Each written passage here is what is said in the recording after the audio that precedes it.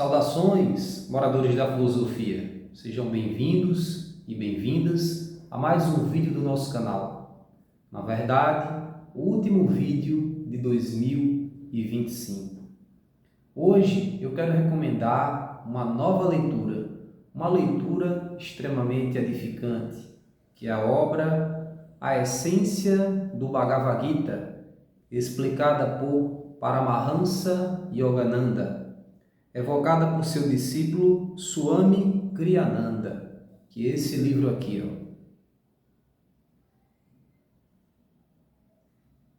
A Essência do Bhagavad Gita é, na verdade, um comentário a essa obra extremamente importante na filosofia indiana. O Bhagavad Gita é o sexto capítulo de uma epopeia hindu chamada de Mahabharata.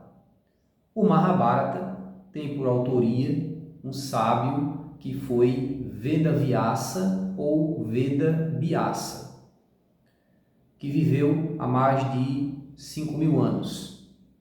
Esse sábio, esse rishi, autor do Mahabharata, conta a origem da Índia.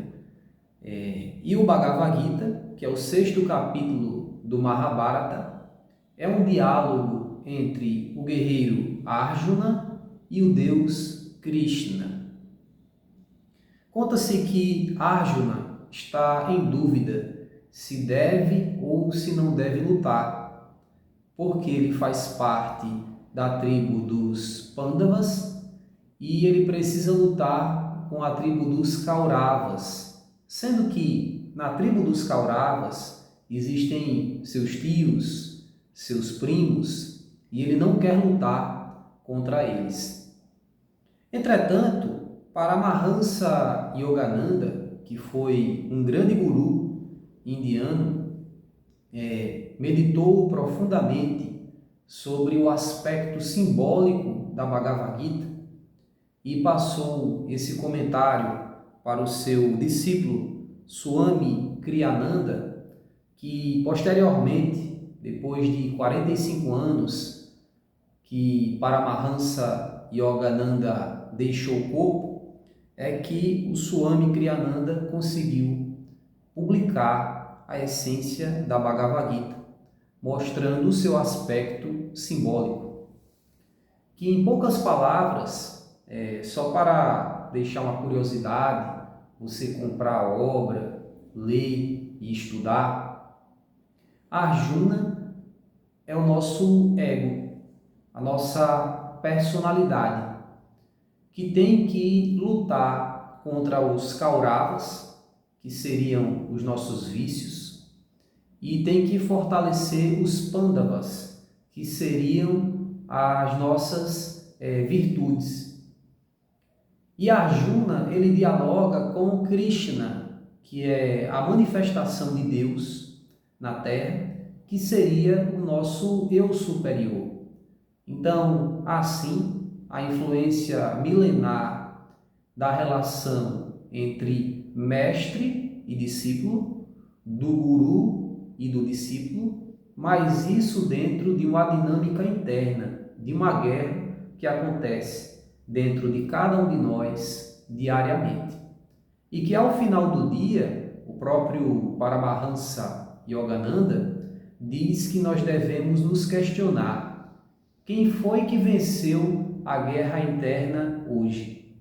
As nossas virtudes, os Pandavas, ou os nossos vícios, os Kauravas? E a Bhagavad Gita, ela traz muitos personagens. Por exemplo, o local onde acontece a batalha é chamado de Kurukshetra, certo? Esse local, na verdade, é dentro de cada um de nós. O rei dos Kauravas, dos vícios, que os principais são 101, se chama de Dhritarashtra, que é um rei cego, que simboliza o apego aos sentidos e a cegueira para a visão espiritual. E a convocação que Krishna faz para Arjuna lutar, se posicionar, é um chamado para reta ação, ou ação reta, ou ação apropriada. Ou seja, você precisa se posicionar de maneira desinteressada, desapegada e fazer o certo, porque entende que aquilo é certo, que faz parte do seu Dharma. Então você vai agir no sentido do karma para seguir o seu Dharma, a lei que rege todo o universo, ok? Então, a Bhagavad Gita é um livro altamente simbólico que, relacionado ao Mahabharata, nos ensina muito sobre a filosofia indiana, mas como bem traz o próprio Guru Paramahansa Yogananda, ela tem a ver com Sanata Dharma, que significa uma lei universal, porque independente da cultura, independente da tradição espiritual, todos nós, todos os seres humanos que existiram, existem e irão existir, em algum momento vão travar essa batalha interna.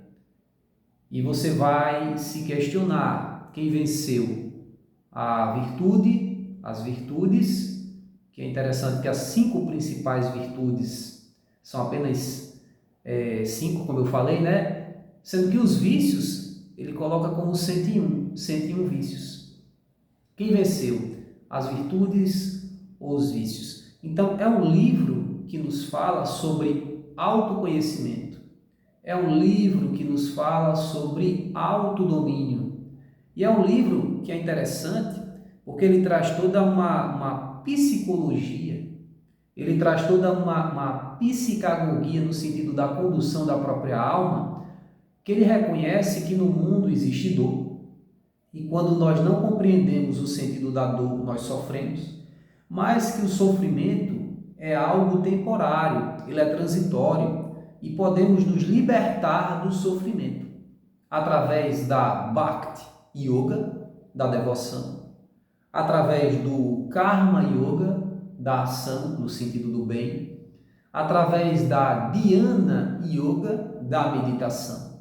Então são múltiplos os caminhos que nos fazem deixar de nos identificar com esse pequeno ego, com esse eu, para nos sentirmos Krishna, nos sentirmos uma manifestação de Deus.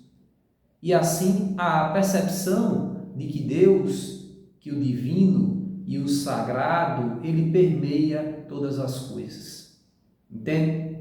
Então, é um chamado a você ir além do seu ego transitório, temporário, deixar de se apegar a esse eu para se entregar, se render a Krishna, se render a Deus. Lembrando que dentro dessa tradição, Krishna é apenas um dos milhares de nomes de Deus, porque os estudos dentro da ciência da religião mostram que na Índia não há um politeísmo, mas na verdade um monoteísmo polimórfico. O que significa tudo é Brahman, tudo é Deus, mas cada devoto, cada seguidor vai ter a sua relação inicialmente pessoal com Deus, que vai ser o Krishna, o Ganesha, Hanuman,